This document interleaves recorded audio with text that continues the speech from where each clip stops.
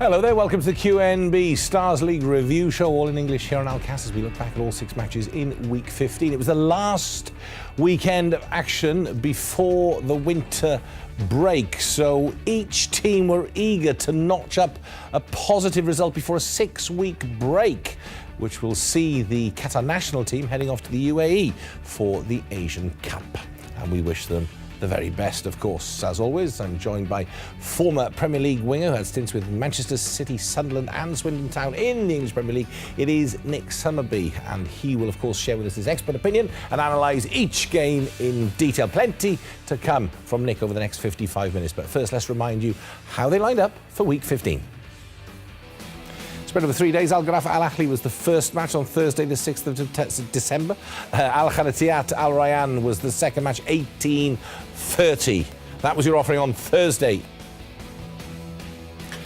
On Friday, Al Duhail Qatar Sports Club at 1600, and then Al Shahaniya had an enviable task of trying to sort Al Sadd out at 18:30.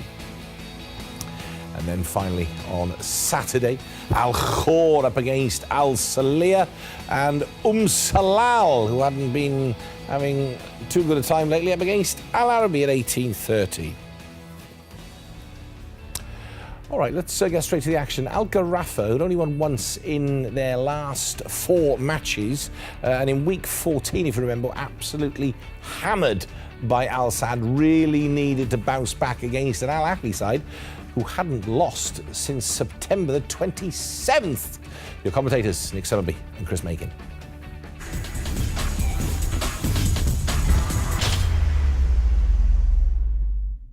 Both teams in need a vital win tonight.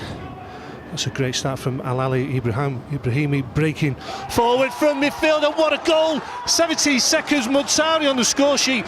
What a start for Al Ahly in their quest to break into that top 4, and this has gone so perfectly well for Machala's men. What a goal from Muntari.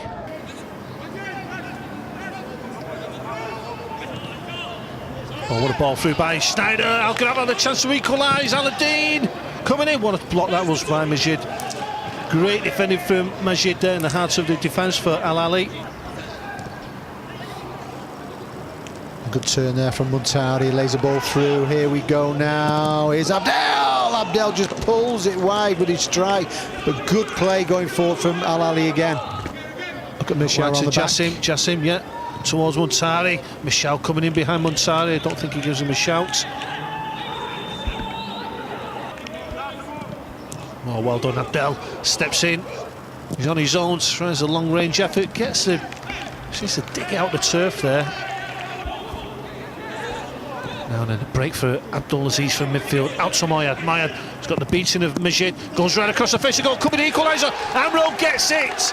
I don't want to say the pressure's been building, but it's come from this right-hand side. That's where they've looked most dangerous, Al Gharafa. Can they turn it around here now? Here's the ball into the box. On the far post there, Aladdin doesn't get the touch with it. There's 2 men free at the far post here. Al Ahly are living dangerously here towards the end of the first half. Aladdin, Abdulaziz, only Majid back there. Oh, good tackle there by Amro. Gets the best of Ibrahim, and he's still coming forward. Maybe another chance here for Gharafa. Oh, he had Schneider to his left. Here's Aladdin. So it's a shot on. Not a bad effort at all. There's Nigel Dijon just laying it to midfield. This is Mutuali. Good ball over the top. Is it Michel? Michel waiting for the ball to come down. It's a glorious opportunity. Abdel beats the offside trap. Al Gharafa might pay the price here. He's got a 1v1 versus the keeper. Slips into the far side. Abdel puts Al Ahly 2-1 back in the lead. Al Gharafa poor defending, and they pay the ultimate price. 2-1 Al Ahly. Now they look confident again on the ball. Al Ahly, here's Mutuali drifting past Al Salimi in midfield. Mutuali trying to slip one through to Michel. All of a sudden looking dangerous going forward, Al Ahly. Here's the goal scorer, Abdel, into the chest of Mutuali. Michel coming in off the line. Yusuf comes off his out the box there. He has to get contacts on the ball, and he does. It's a brave header from Yusuf.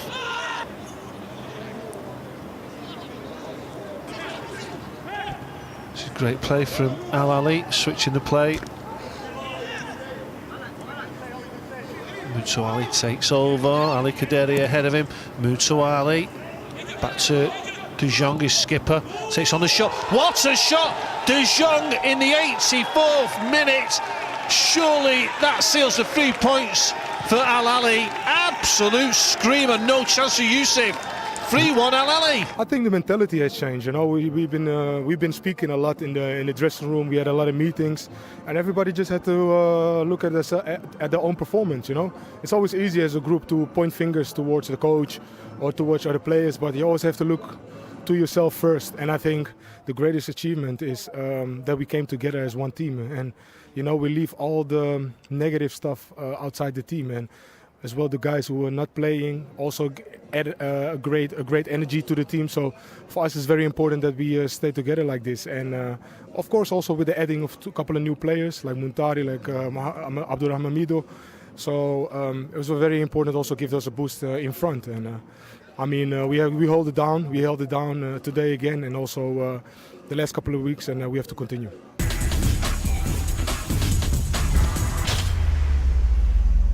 Wow, they just keep going, Al Ahly, and they have one fantastic leader in Nigel de Jong, Nick Summerby. Give the man a new contract, what I say. He's been absolutely a revelation. Been fantastic. He really has got the club going and looked like he's enjoying doing it. You know, he spoke some time ago, said pretty much the same words as what he said there about the players, and this is why we bring the likes, the big names like this into the league to help the young players, and he's had a proper chat with him, and it has worked. Well, I'll tell you what, it's worked for Muntari, 17 seconds.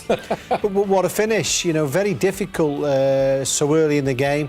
It comes to him, it's hard, he's got to hit it, it's a snapshot, and he gets it absolutely perfect. And every player in the team is playing above and beyond, really, what they should be doing. Majid, who had a bad knee, you know, he's back to his best now. And, you know, he's talking about this, Nigel de Jong, how they let, you know, Al Gharafa back in, Amro with that in the 37th minute, yet there was a reaction then to that. You know, something that Al Ahly maybe didn't have in the past, that real sort of togetherness. OK, we've let somebody in, let's get back. The whole game was in their control, Al Ahly's, and what they did, they relaxed against Gharafa. You know, and then all of a sudden, when Gharafa came back into it, they went up another gear. This boy here is a good player, Abdel. We've covered him a few times. You know, and he's pacey, and he knows how to finish, and Machala's getting the best out of him as well. And we'll talk about this again, but woof. I mean, talk about lead by example. When your captain just finishes, you know, puts the icing on the cake like that, you all think, wow, we're loving life.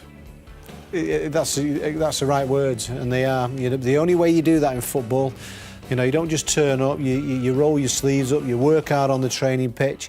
You know, and you all get in on it, and you all do it together as a team. You know, and they've obviously done that, and they're getting the rewards from that. There's no easy way with football. You've got to work hard first and foremost. Now, you've picked out from Al Gharafa how they should be using Schneider better. I mean, we've seen when he's not there, it's a huge problem.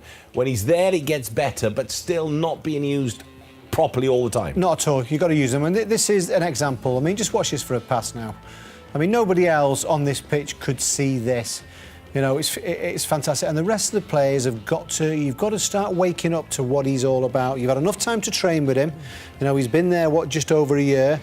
And I just look at him sometimes and, you know, in a minute you'll see. I mean, this is sloppy. This is a bit of sloppy play. We're going to come back to Schneider in a minute, and they were just awful. You know, it's not a Gharafa what we used to see. This is Schneider here going around the corner with Aladdin. What do you do when he's going around the corner? He will create the space. He's made the space there. Give it him back. You know, and they ignore him. His hands go up in the air. You've got to use him. You know, that's why they're getting the best out of Nigel de Jong. That's why they're getting the best out of Xavi. You know, this is him here now. Look at him getting into the box as well here now. He's gauging it. Amro, deliver. Get it in there. There's two players in. Put it in. Don't hang around. Schneider's waiting to get in there as well. You know, and when I say they're not using him, you know, you've got to. He will make the movement for you because he's too clever than anybody else. He's been at the top level all his life. But get on his page a little bit. You know, no one's realising if he knocks a ball into Aladdin, he'll want it back.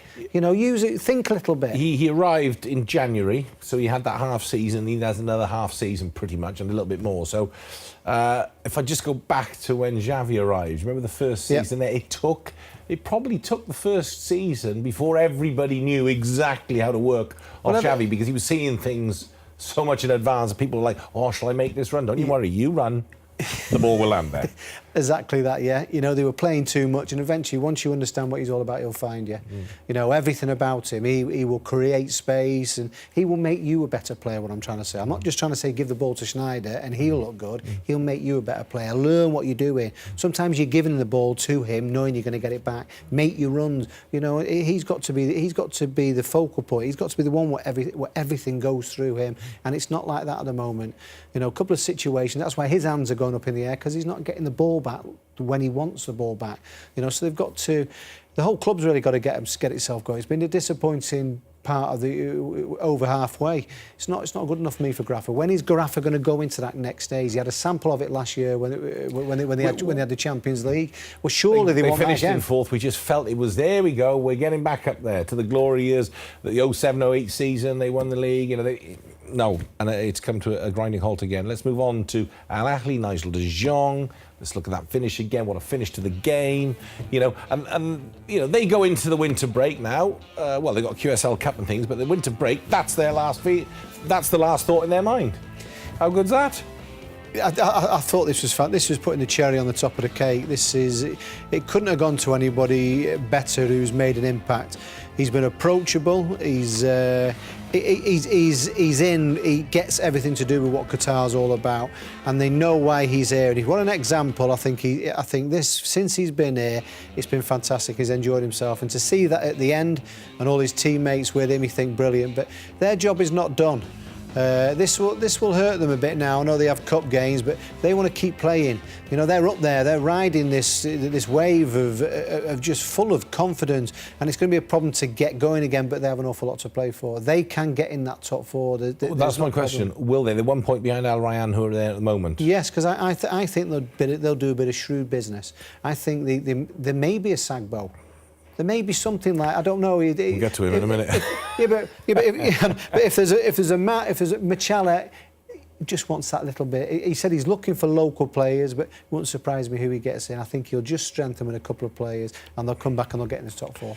All right, let's move on. Al Khairatiat's performances were improving, but they still had nothing to show for it. Down at the bottom of the league, just the 3 points, one win all season. In week 15, they had a tough one against fourth place Al Rayyan. This was bad news for Al Khairatiat from within the first minute when Ali turned the ball into his own net. They just couldn't recover from that, and Sebastian added just his fourth of the season to make it 2-0. The second half was all Al Rayyan, and when both Luka and Tabata scored within a minute of each other, it was suddenly 4-0. Luka got his second in the 83rd minute, and then 2 minutes later, and after a very low-key introduction to Qatar, Jonathan Menendez got on the score sheet. Al Rayyan won 6-0. Just gets worse, doesn't it? Al Khairatiat had good performance in week 14. You thought, this is it. But Al Rayyan, you know, that's the most clinical we've seen them for a long time. Yeah, and it's all coming together. You've got to say that. Menendez, good to see him scoring, and Luka, he's hitting form as well as Sebastian, obviously to batter again. I think they'll be. I think when they come back, they're going to do a bit of business. I would imagine. But has it been good since Coach Jürgen's gone to the club? Yeah, I think you'd say that. You know, you can see a difference in the side. The question was, do they score enough goals? Well, they answered it with this game, and it's a good performance. But Khairatiat, they have to possibly win 5 of the games when they come back, and they've only won 1 so far. So for me, the fight has gone. You know, it'll take a miracle for them to get out of where they are. You've got the likes of Tabata still going strong, 38. So when on the score sheet again, Sebastian loving it, and Luka, he's scoring, and finally, in this one, we see Menendez. Absolutely. So maybe it is coming together at the right time. Yeah, it is nicely. It'd be interesting to see when they come back if they do business.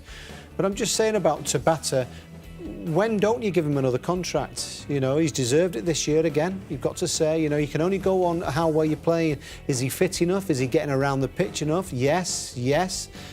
Does he deserve another year? You have to give him another year for the way he's looking.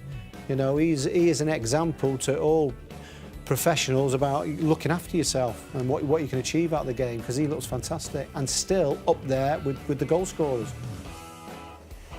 Of course, there's Menendez in the 85th minute. He'll be chuffed.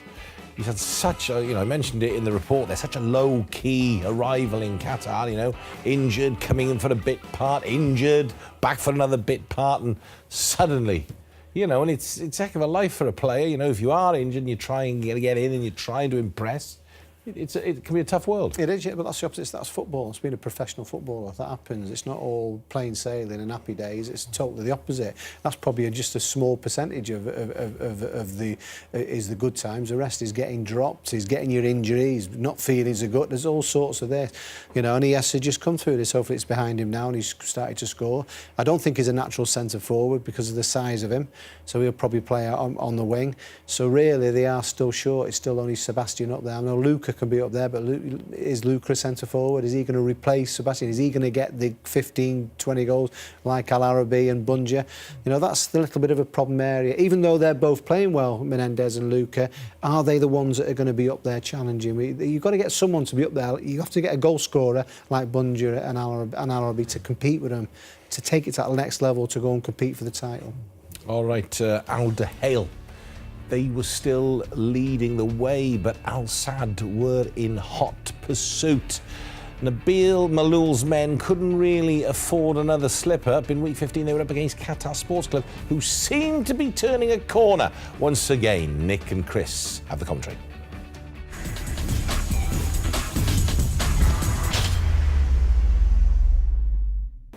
Hussein plays a 1-2 with Etu. Hussein with a long-range effort. Just pound away by Khalifa. She should see it late there, Khalifa. He went down very slowly for that there. I mean, the shot, he should have easily seen it. The ball bounces up, but he just seems to watch it. He gets the touch and it goes out for a corner. So we have a tight affair on our hands tonight. There's that ball. What a great ball that is over the top there. Edmilson in the box. This is danger now. He takes the cross early. Keeper comes to collect it, but what a pass that is there. Moez is onside, Nick. Down this right-hand side, trying to pull it back for El Arabi, and he just broke through that offside.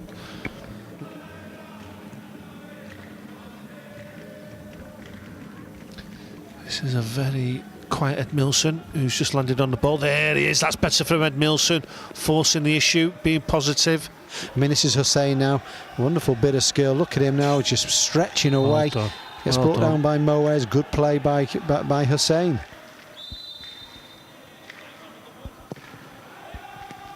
Amari into the near post. Unbelievable. He catches Khalifa out, Nick, and they took the lead early in the season twice. He took a 2-0 lead going into half-time. They took the lead again. Amari at the near post, direct from the free kick. Ball still out wide. Something there for Hussein to run onto. Got the best of Medibo, and from back to front, that really, Qatar Sports Club started from the keeper, and they've ended up with a corner at the other end. Still carrying on now. This is Boudieff. This is when they're caught out of position. But look at the yellow shirts getting back there, Chris. Look how many's in the box. That's enough to deal with it. Who can he pick out? I mean, it's a wonderful delivery there. El Arabi's having a go at Afif. Edmilson now with space. Goes, looks as though he's going to go for the early cross. Pings one to the far side towards Morris. Afif coming in. He fancied it on his left foot. Naji free down this right hand side. Early ball into Moez, headed clear by Dodo. That'll be a corner to Al Duhail just before half time. Last 30 seconds now of the half. Is that what was that? 21 minutes 30. What's going on here? Boudieff over the top anyhow towards the substitute Hazem. I tell you what, Jassim clears him out there, Nick. Does he get a touch on the ball here, Hazem? He's tightly marked. It's back with Boudieff. They're trying to find a way. Here we go now. Moez, can he deliver? There's the ball into box. It's not falling for them here. Hang on a minute. No one willing to take on the shot. Here we go. Naji to the far post.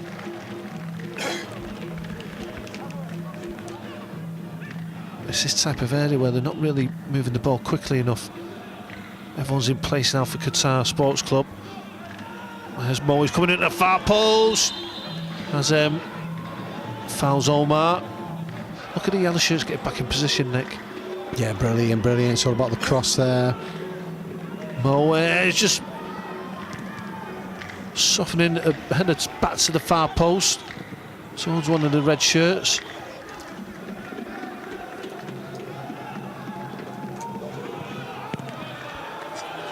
To get the equaliser there with a shot on target, saved by Jasmine Gold.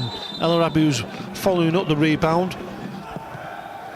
Goes to the near post, Nagy, and he's got the equalising goal for Al Dahel, and it's taken a set piece for the league leaders to get back into the game. 1-1. What a free kick, absolutely fantastic. Did we see it coming? We didn't see it coming at all though, but somehow or other it's a wonderful free kick from Nagy. He's got Dahel back into the game, curls it over the wall.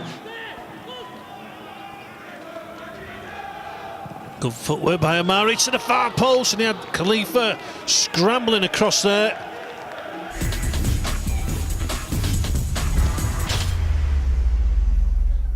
Right, well, there we are. I said they couldn't afford another slip-up.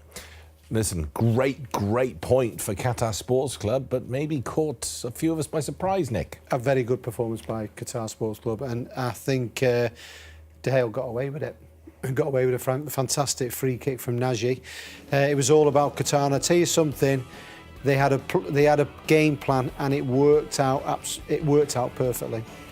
You know, and we'll go into it a little bit in a minute. I mean, this is a goal. Khalifa was at fault for that. There was a save earlier in the game, and he was really slow going down. Same situation here now. You know, shouldn't have happened at all. The one thing what you do as a goalkeeper in that situation, you cover your near post. You never get done on your near post, and they'll be disappointed with that.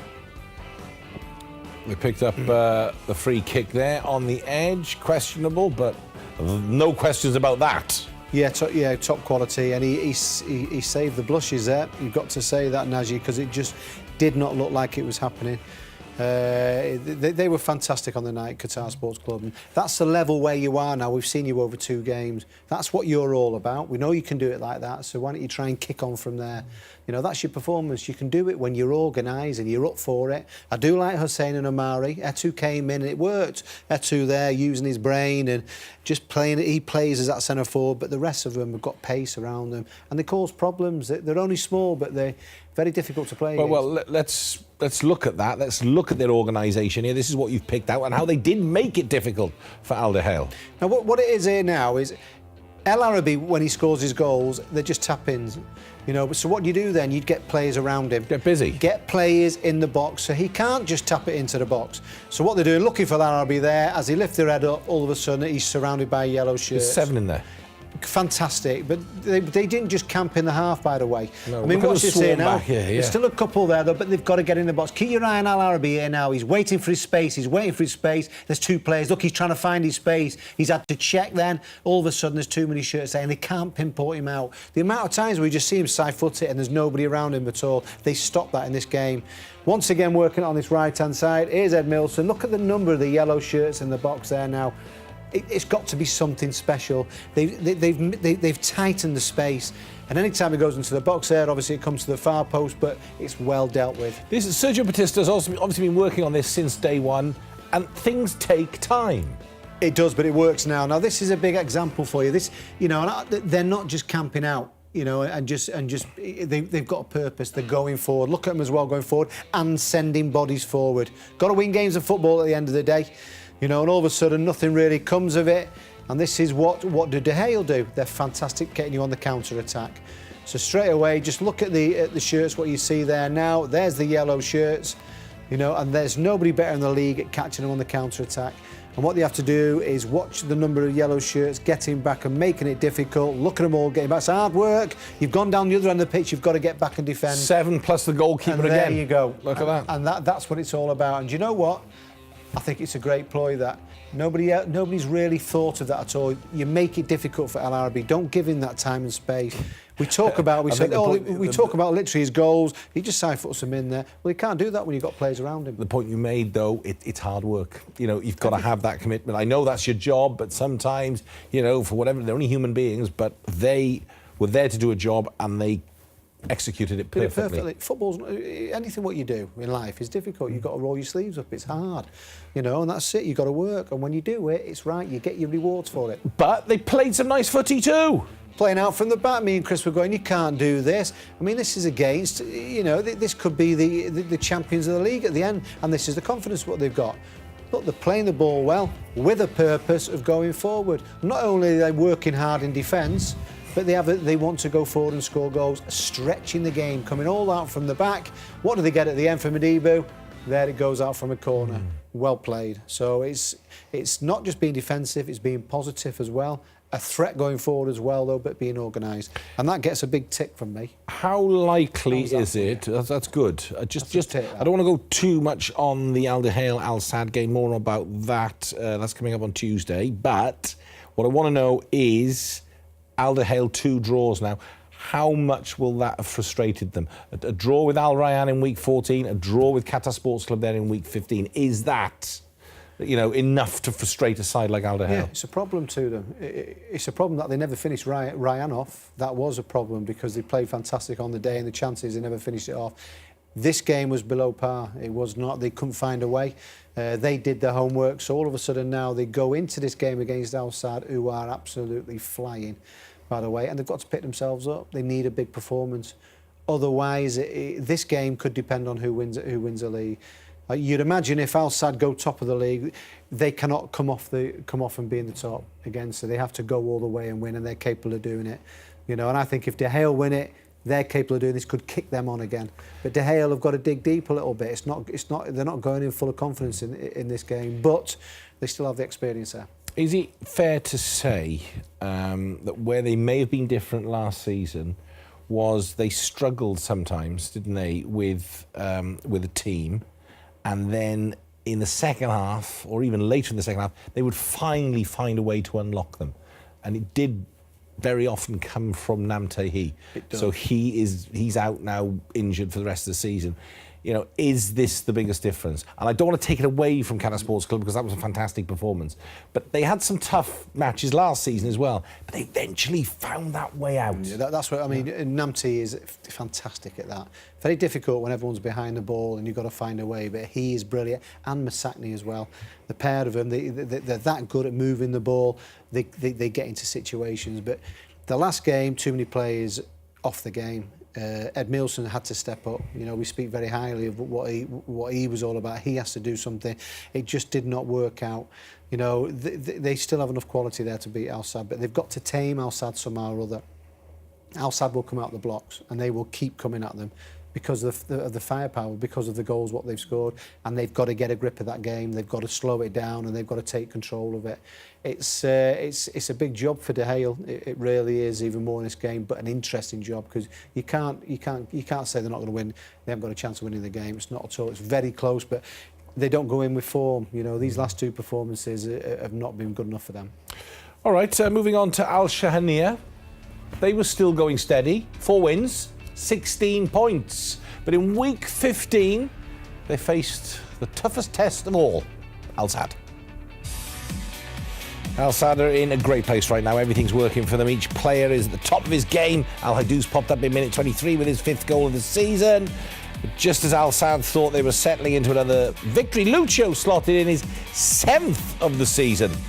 Al Sadd were now in a game, and it took the league's top scorer to change things.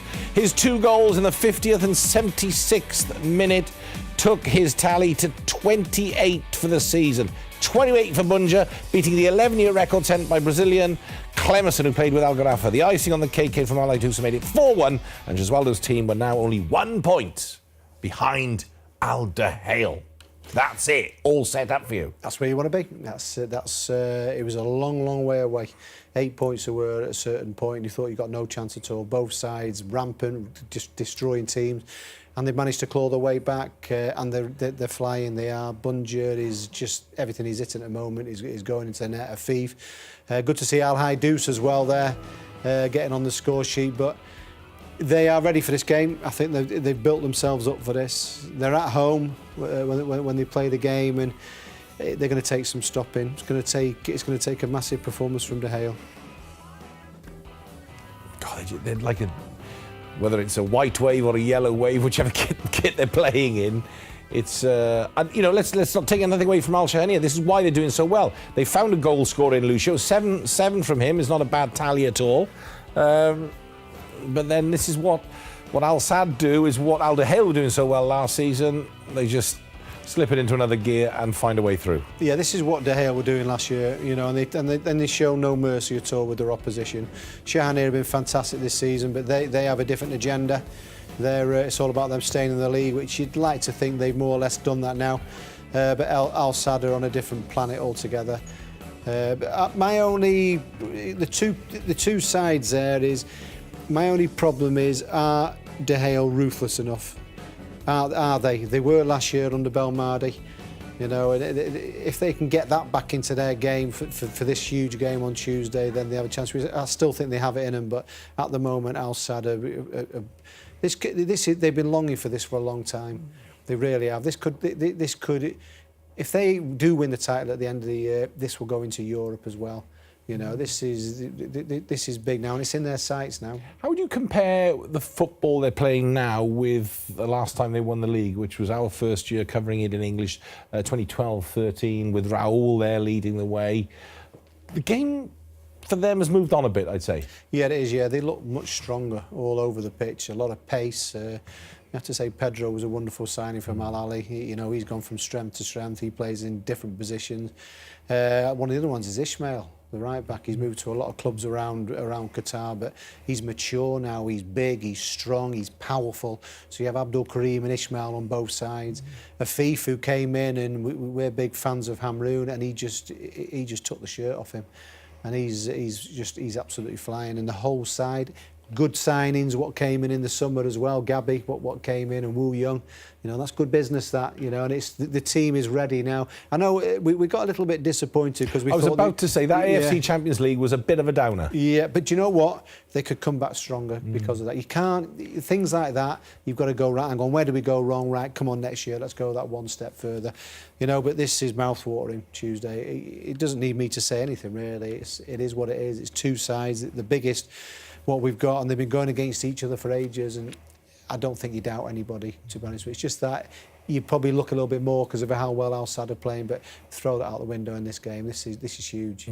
All right, then on to Al Khor now, and their performances were starting to look a lot better under Bernard Cassoni, but they still only had 9 points to show for their efforts, which kept them in that worrying 11th position. In week 15, they were up against Al Saleh. Al Saleh had their top strike force back in Tibber Kaneen and Abdul Gadir, and what a difference that makes to Sami Trabelsi's side. In the 14th minute, pinpoint cross from Belhaj on the left-hand side, found Tibber Kaneen, and he powered his head at the back of the net. Early on in the second half, Tibber Kaneen was on target again as he instinctively gave the ball a poke from a melee in the 6-yard box.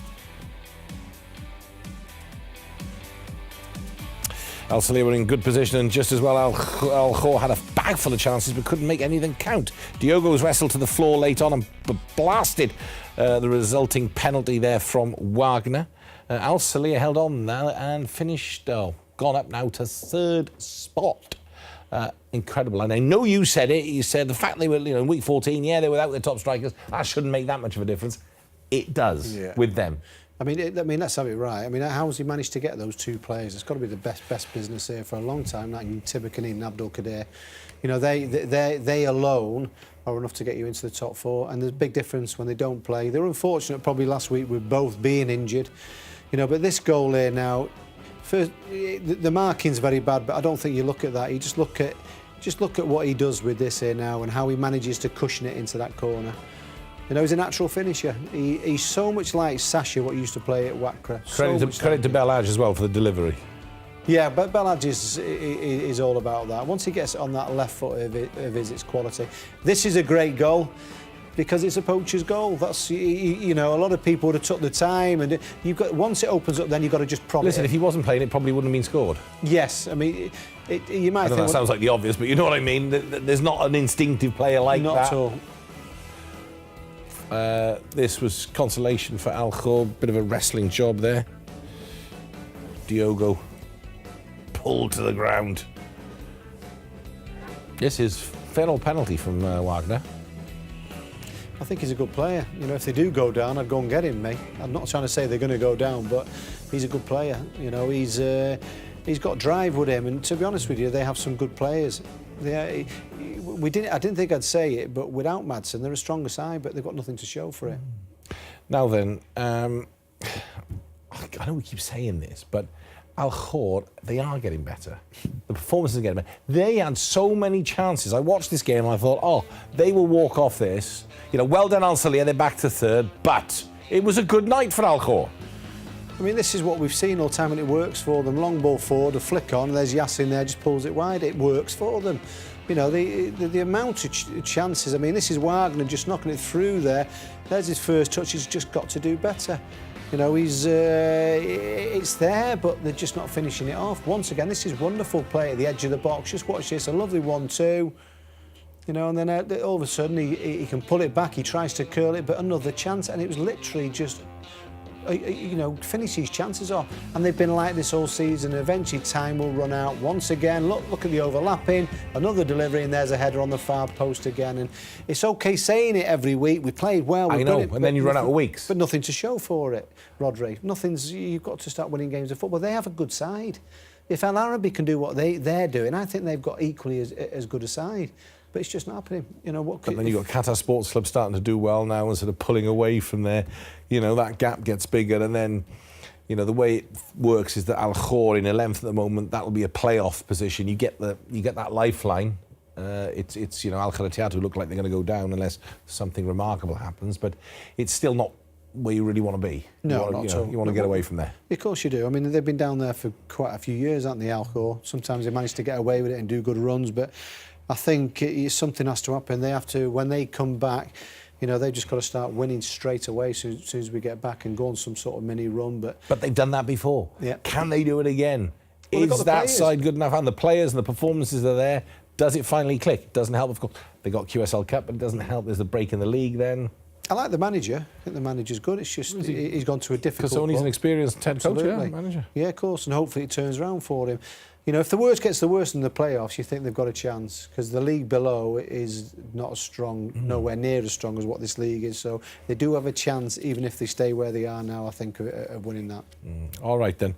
Halal. Now then. They were still chasing their first win since the 28th of September. Quite a while. They were up against an Al Arabi side in week 15 who were expecting the arrival, well, he was already here, but he wasn't in charge, of a new head coach. Nick Summerby and Chris Makin have the commentary.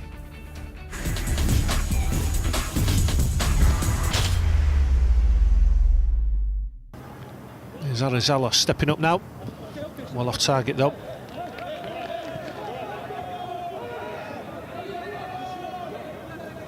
There's that direct approach again from Al Arabi. It's worked out. Here's Fahad.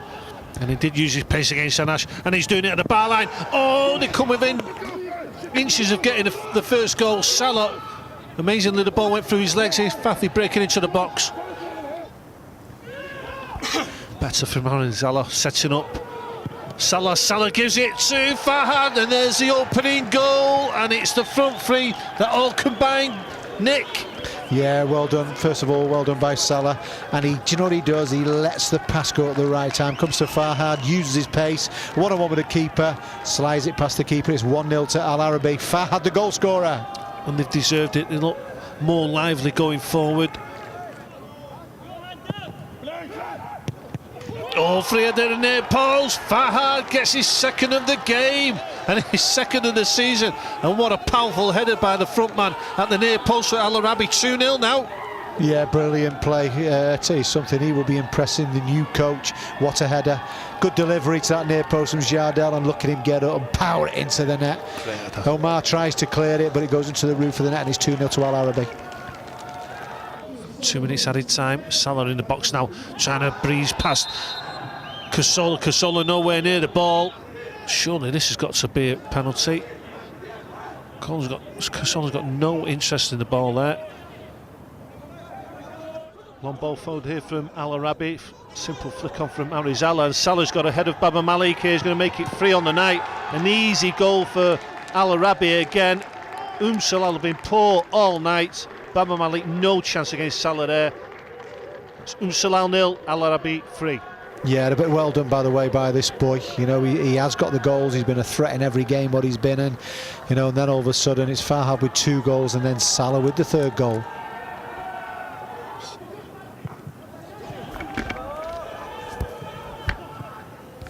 That's a great move. Fardon for this hat-trick. Oh, what a chance there. He's done everything right. He's gone to the far post. He's got to finish it, then he's probably got to take his right foot and bend it past them, but he's got to do better. Here's Yardell breaking into the box, pulls it back. What's going on here from Salah, Nick? Yeah, it is. Not a bad move, this. Here's Lawrence driving forward. This is better from Lawrence. Here we go. Oh, sets up Pejman. Pejman! Oh, on his weaker right foot, and he doesn't even hit the target, Nick. Back inside here now. Here's Lawrence trying the strike. Good save. Better from Lawrence. He's been threatening to do that.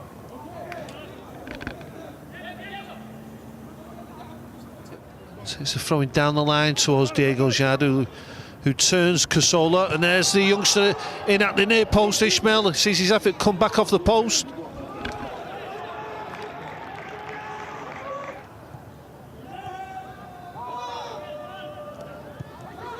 Lawrence plays the 1-2 with Sabo, and he sees his effort come off the post as well. Good build-up play here from Salah. Takes his shot quickly there, Lawrence.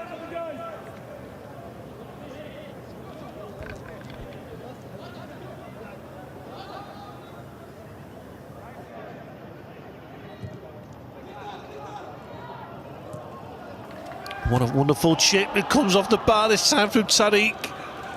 Al Arabi just can't get his 4th goal. There we go. Sagbo now. Oh, he goes past Ali. That'll be a penalty. Not given. The referee having none of that. Ali nowhere near the ball there. Definite penalty, tugging on the arm of Sagbo. It's a hard game for us today, because obviously I say some things in social media, but today we don't play good, and Al Arabi want to win more than us. So the result is logic for me. So we don't play good from the first minute until last. So we have to keep going and come fresh after the break. It was a good performance for everyone. I'm very happy for this victory. We're looking for it, but now we have to take rest for the next step. And it's been some very good results for RB this season, and tonight you played some excellent football, particularly attacking football. Yeah. It was really amazing.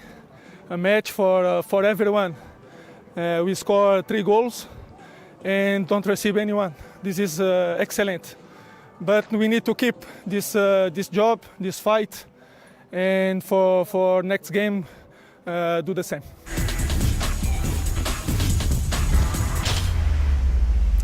Well, there we go. Salah were woeful, but take nothing away from Al Arabi. That was a fantastic 3-0 win.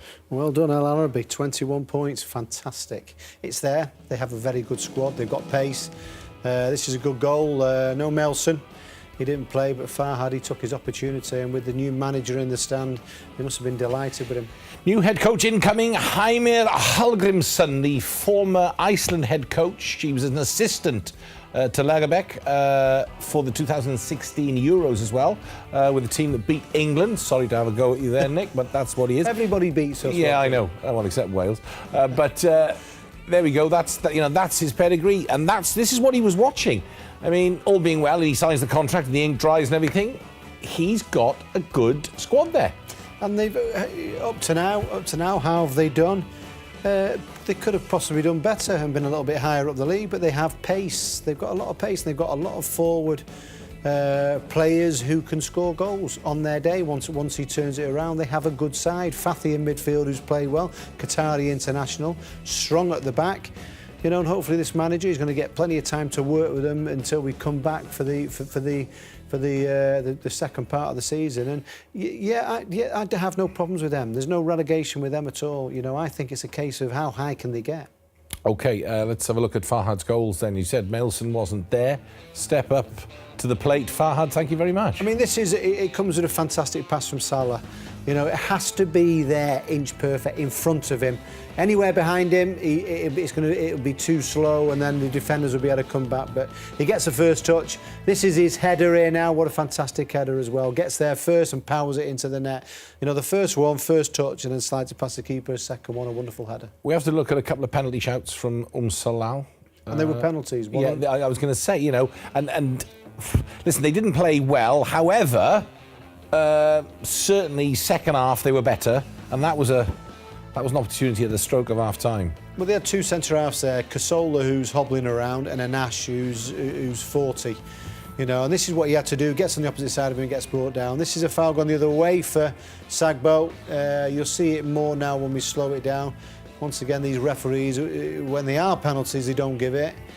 You know, and when they aren't, they do give it. It's all opposite. I mean, he gets on the opposite side of him. He must be able to see him pulling it back, but you know, it's a penalty. But it was disappointing game, not for Al Arabi, but for Salal. Salal are all over the place. But of course, there is some news that's being discussed. I have it on good authority that from round 16, VAR comes back to the QMB Stars League. We may not have those problems.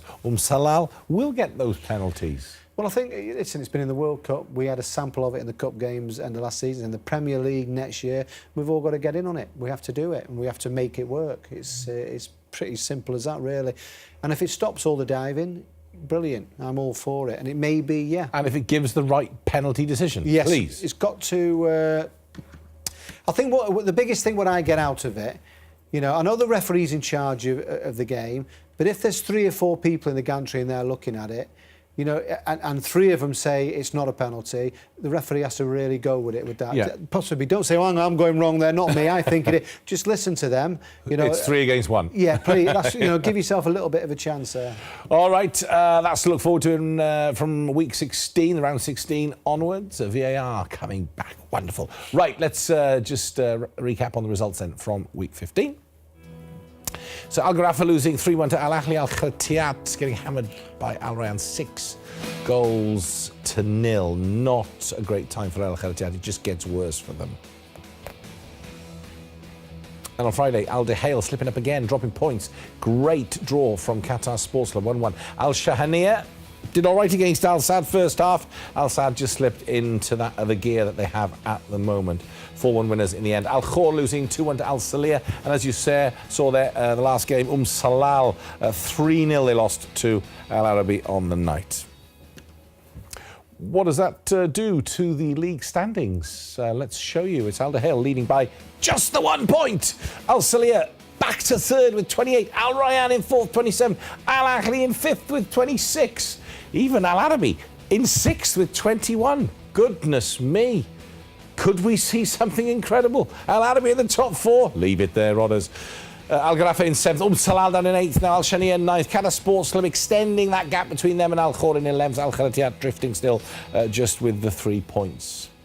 That's where we're at the moment. Let's show you now the goals of the week as chosen by the boys. So, in 3rd place, the top goals, goal number 3 goes to Naji to salvage a point for Duhail. What a strike it is there.